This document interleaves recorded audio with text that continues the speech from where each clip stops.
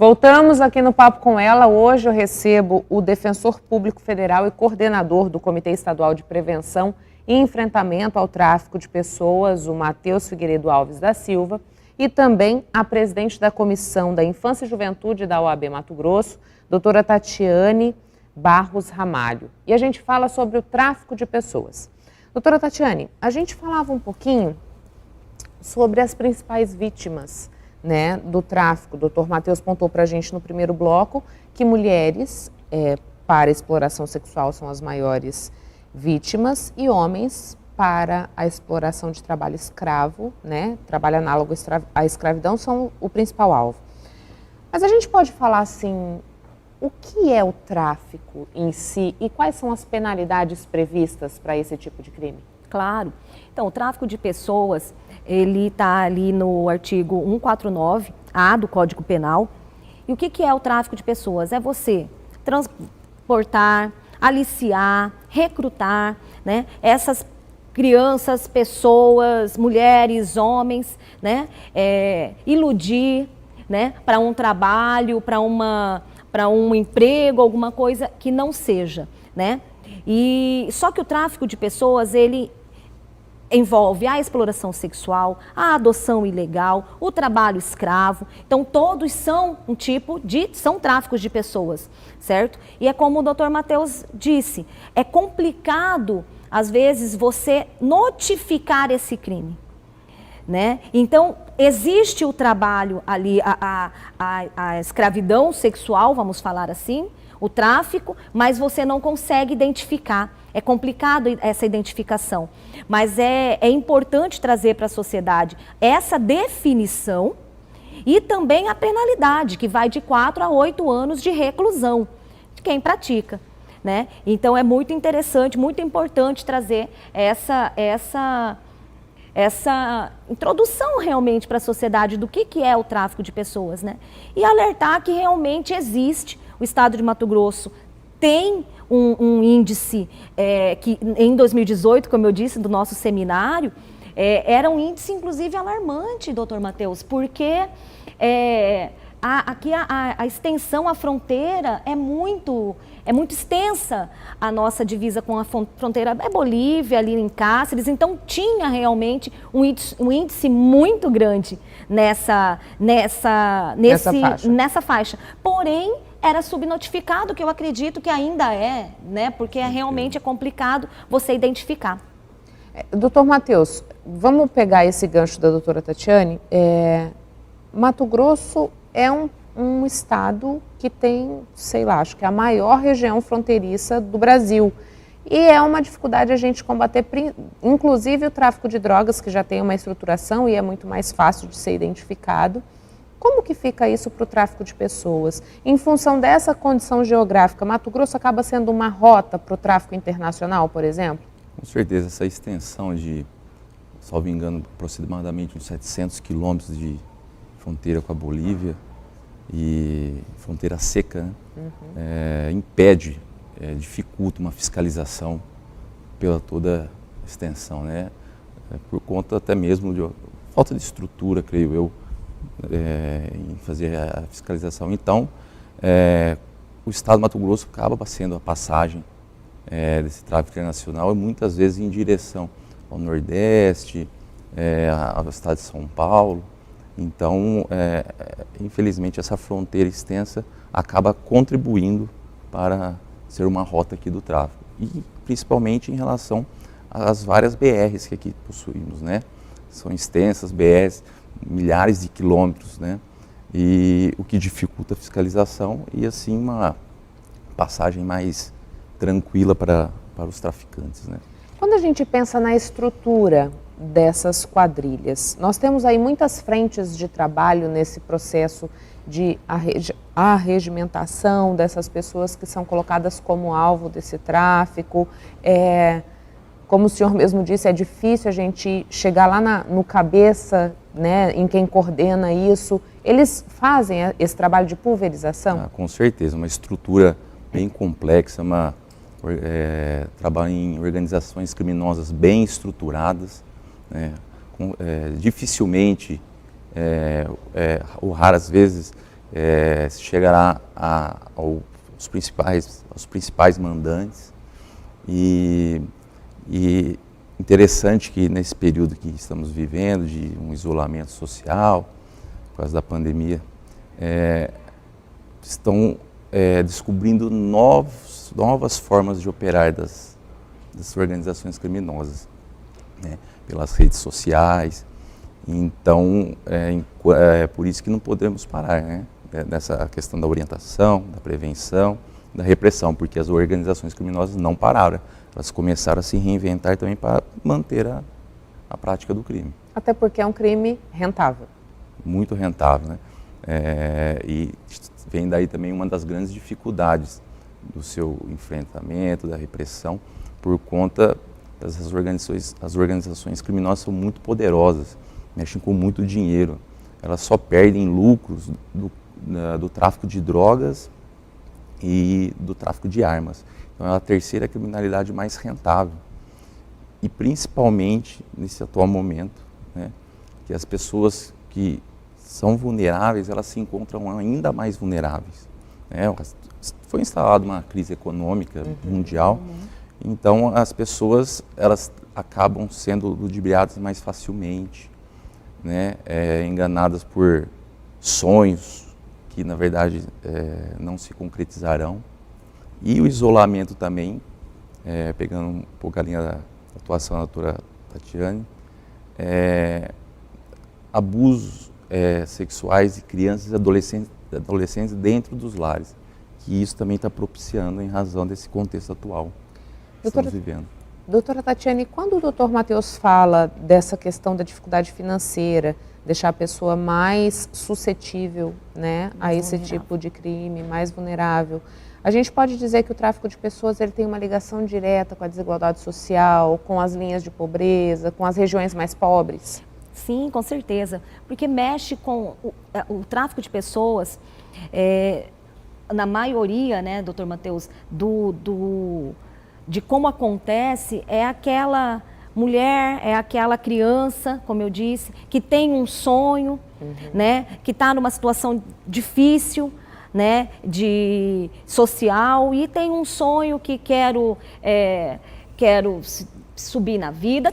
Inclusive teve uma novela. Sim, que teve tratou. uma novela da Globo que tratou muito bem esse tema, né? Que era, acho que até a Débora Seco que fazia o papel principal. Ela queria, o sonho dela era ser modelo e ser famosa.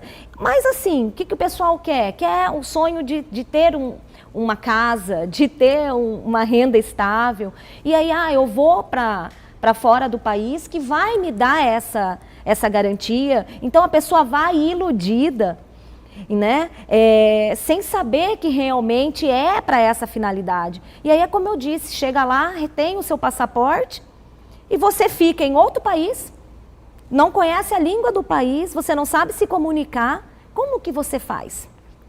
Né? E uma criança e um adolescente, que esse caso, como eu estou falando ali do seminário, como ele chocou, porque você vê um grupo de adolescentes do Rio de Janeiro que sonha em ser jogador de futebol. Né? E aí você vai para um outro país, foi muito difícil, o Marco Aurélio até explicou que foi muito difícil resgatá-los. Né? Então teve toda uma ação da Polícia Federal, de vários órgãos para tentar resgatar esses meninos, né? Mas é muito complicado. Então, esse tipo de crime está diretamente ligado a essa classe social e realmente a essa vulnerabilidade. Quando, por exemplo, a gente vê na imprensa histórias, na região do Nordeste principalmente, de mães que trocam os filhos por alimento, por uma quantia em dinheiro. Esse tipo de ação também pode ser considerado tráfico de pessoas ou esse já é uma outra tipificação de crime? Então, eu acredito que não entra, né, doutor? Para a mãe não, né? Mas para quem... Para quem adquire a criança? O intermediário. O intermediário, sim. Ele está fazendo prática, vai configurar. Exatamente, porque ele pode entrar ali, inclusive, como retirada de órgãos. Não se sabe, né? Adoção ilegal. Adoção ilegal, retirada de órgãos, né? A mãe está entregando. Para que finalidade que a pessoa está... Então, realmente não tem como saber. Então, nesse sentido, Acredito que sim. Uhum. Quando a gente vai fazer seminários, quando a gente vai esclarecer a população, o que a gente precisa ficar alerta, doutor Matheus, para saber que eu posso estar sendo alvo de uma quadrilha de tráfico de pessoas? Né? De que forma que elas abordam essas pessoas, o que é oferecido, quando o meu radar precisa estar aí com o amarelo ligado? Diferentemente da vítima, né, digamos, o agenciador, o traficante, ele já possui está numa classe social mais elevada, ele tem boa instrução, ele tem bom diálogo, faz promessas. Então, uma definição mais simples do crime é o comércio de seres humanos, nós tratamos. Então, como um comércio de seres humanos, a pessoa tem que ficar atenta se ela está entrando no meio deles, não está sendo comercializada, se o seu trabalho não está sendo comercializado, se o seu corpo não está sendo comercializado, seus órgãos. Então, nós devemos, toda a sociedade deve ficar alerta a essas pessoas que vêm com propostas de emprego maravilhosas, promessas de subir na vida, promessas de, enfim, de uma melhoria socioeconômica. Um vendedor de facilidades, digamos assim. O vendedor de sonhos que não são concretizados, né? Na verdade, são pesadelos que as pessoas vivem depois. Com certeza. Exato. Doutora Tatiane, a senhora disse, as pessoas se chocam, né? E falou de um seminário que a gente teve em Cuiabá. Sim. Qual é a realidade do interior do estado? Como a OAB tem uma capilaridade, né, queria saber se nesse contato no interior, se isso é mais comum de se ver do que em Cuiabá, ou se é a mesma coisa, capital e as cidades menores no interior? Não, na verdade, muito pelo contrário. A capital já ficou realmente aqui em Cuiabá. O pessoal que participou foi um seminário que lotou o auditório da OAB. Lá cabem 280 pessoas, então lotou, público máximo, e já chocou. Interior, nós temos aí as subseções da OAB Mato Grosso, né, que no interior, e lá realmente não se debate, né, o tráfico de pessoas. Então, eu estava até conversando aqui com o doutor Matheus, que a gente precisa levar para o interior esses seminários, né? Levar para as estradas, né? Ele estava me falando de um evento que antes da Covid, antes dessa pandemia, o CETRAP iria tá abraçando, que seria uma panfletagem, né? Na estrada ali de Jangada, que foi suspenso por causa da pandemia, mas são ações de prevenção. Então precisa ser levado sim para o interior, até disse para ele, precisa ser levado para o interior essas ações, para as pessoas ficarem sabendo, para a sociedade ter um olhar diferenciado para esse tipo de crime, né? Saber o que é. Porque aqui na capital as pessoas se chocam, não sabem direito, ficam confusas.